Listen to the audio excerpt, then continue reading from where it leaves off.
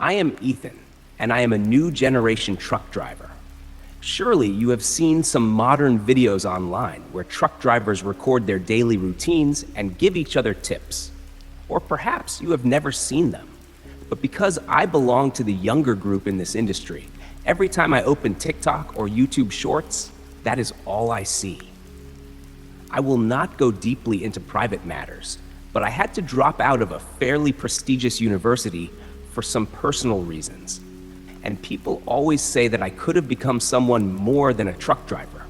Honestly, this job is not bad at all.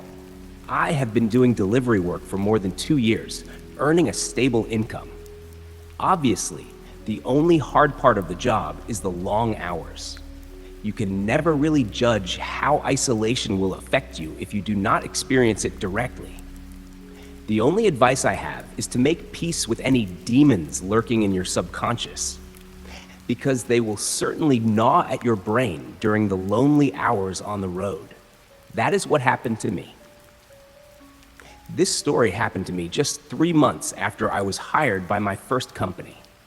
I was practically a newcomer in this profession, as inexperienced as possible. At that time, I was driving from South New Jersey to Lafayette, Indiana, a 12-hour journey. Driving 12 hours does not sound too crazy, but take into account that I had just finished an 8-hour trip before that and only managed to get a few hours of sleep.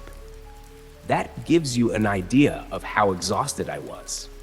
I wanted to complete the delivery as quickly as possible to ensure my reputation, so I chose to drive through the night.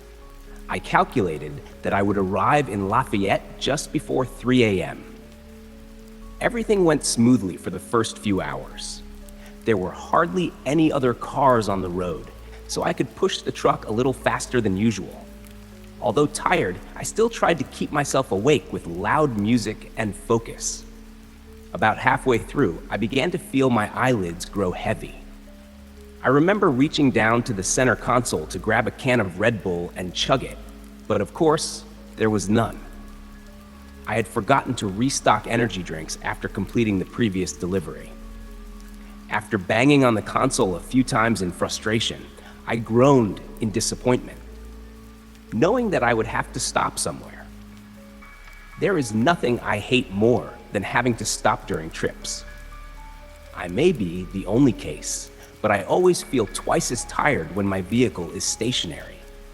Just stopping for 20 seconds is enough to make my body relax, and the drowsiness hit even harder. After looking up at the navigation device, I realized I had no other choice. Either nod off and cause an accident on the road, or stop and buy a bottle of energy drink. In my mind, those two options were nearly equivalent because I feared that stopping would make me unable to continue driving. In the end, I reluctantly pulled into the exit of the first service area I saw. I had absolutely no idea where I was, probably in Ohio at that time. I drove slowly in, and too late, I realized this was actually not a normal service area. It was something that looked like an abandoned gas station and a repurposed convenience store.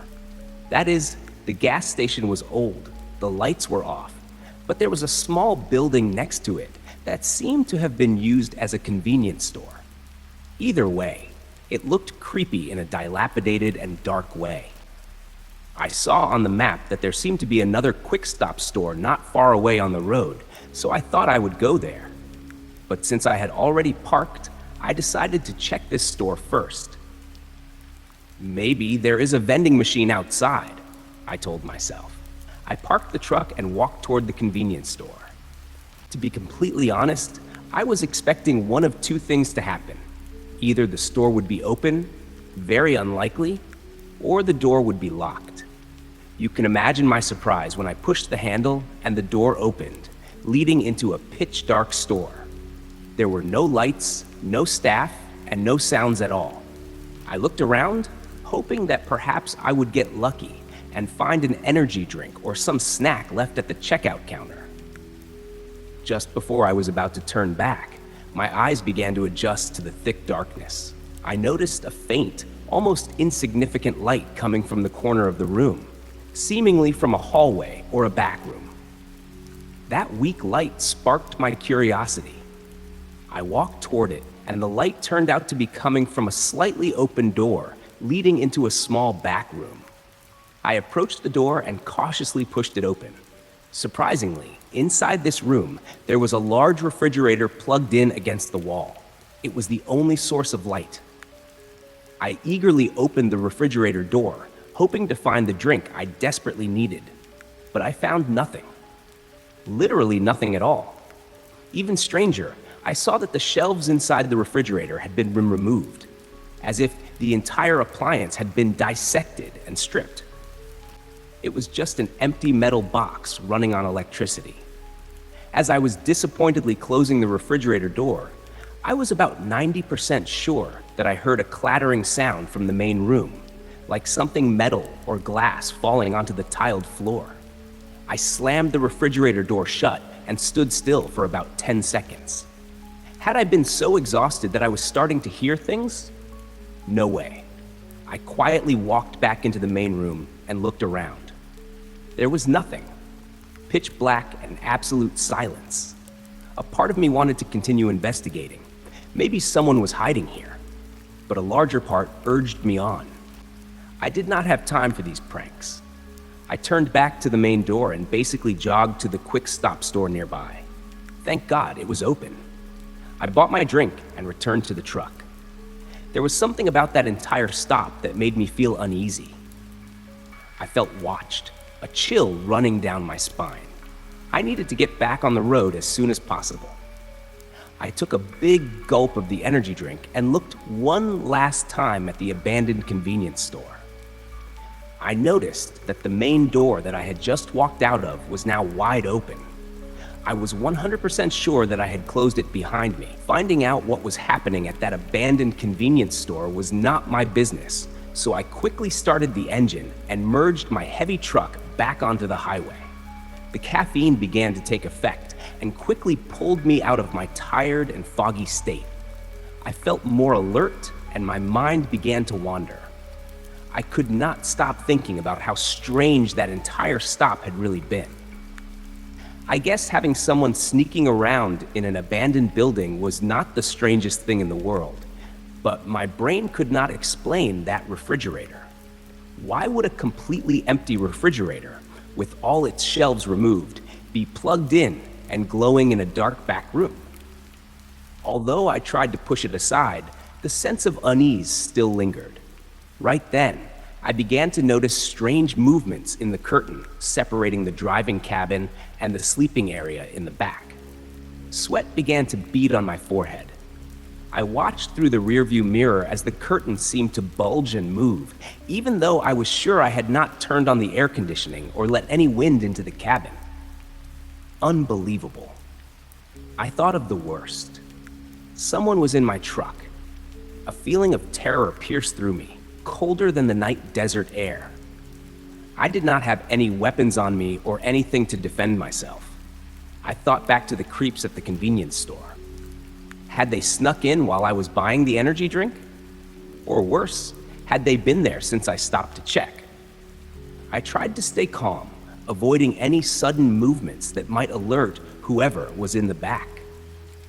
I discreetly used my mobile phone, trying to dial the number of the nearest police station. My hands were shaking, and I had to look down at the phone to make sure I was not dialing the wrong number. The trip there was the most tense and terrifying 20 minutes of my life. I kept imagining that person reaching out to grab my neck or trying to cause my truck to crash. Even the slightest movement of the curtain was enough to make my heart pound. I drove as if I was being chased by a demon, but it was a demon sitting right behind me. Finally, I approached a small town and saw the sign for the police station. I did not brake abruptly, but slowed down gradually, trying to look as natural as possible. I stopped the truck right in front of the police station, close to the curb, and basically sprinted inside. I shouted, "There is someone in the back of my truck! They broke in!" Within seconds, my truck was surrounded by police. They acted quickly and efficiently. A group of officers opened the back cabin and ordered the people inside to step out. What I saw would haunt me for the rest of my life. The police pulled out 3 people who looked like homeless, 2 men and a woman. They wore rags and were wrapped in dirty old blankets. They looked frail and hollow, but their eyes were filled with danger. What made me shudder even more was that the police discovered one of the men was equipped with 2 switchblades. All 3 refused to speak when the police handcuffed them. Instead, they just stared menacingly at me, as if I were the one at fault for putting them in this situation. I did not know what they wanted. Were they planning to rob the cargo? Or were they just creeps looking for a warm place to sleep? If it was just sleep, why bring weapons? I do not think I will ever know. All I know is that I was lucky to escape alive. Moving on to story number 3, the child trap. Summary of what has been written. On another delivery, I once again had to face the fear of driving while sleep deprived. That was when I had to resort to smelling salts introduced by my friend Tristan to stay awake. After inhaling the smelling salts, I tried to keep driving, but not long after, I almost nodded off again. I was forced to find a place to stop. It was while slowing down to search for a parking spot that I noticed extremely suspicious signs. A purple dress lying in the middle of the road, a pair of shoes appearing further ahead. Finally, a pile of children's clothes scattered across the road. I made the mistake of stopping and stepping out to check.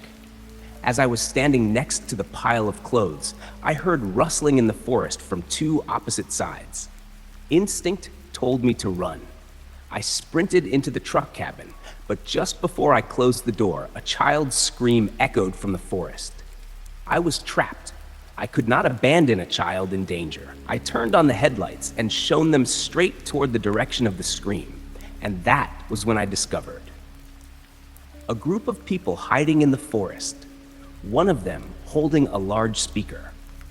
They were trying to lure me into the forest using fake screaming sounds. I had exposed them long enough to know it was a trap. In panic, I hit the gas and sped away, and someone from the opposite side threw something at the truck, cracking the passenger side window. I drove the rest of the way in silence, too terrified to process what had just happened, but I completed the delivery safely. After that, I called the police and told them everything. They said they would send people to investigate that forest and would update me. They never called back. I was foolish to step out of the truck, but the thought of a child being kidnapped or facing something worse was too strong to ignore. To this day, I still have no exact idea what those people were trying to do. Why did they not rush in to attack me when they had the chance? And what were they planning to do to me if I had run into the forest after the fake scream? Those are questions that I will never have answers to. Every story is just another whisper in the dark. If you've experienced something truly terrifying, send it to Dark Whispers Audio. Let your story be told in the night. Subscribe now, for the darkness still holds many secrets.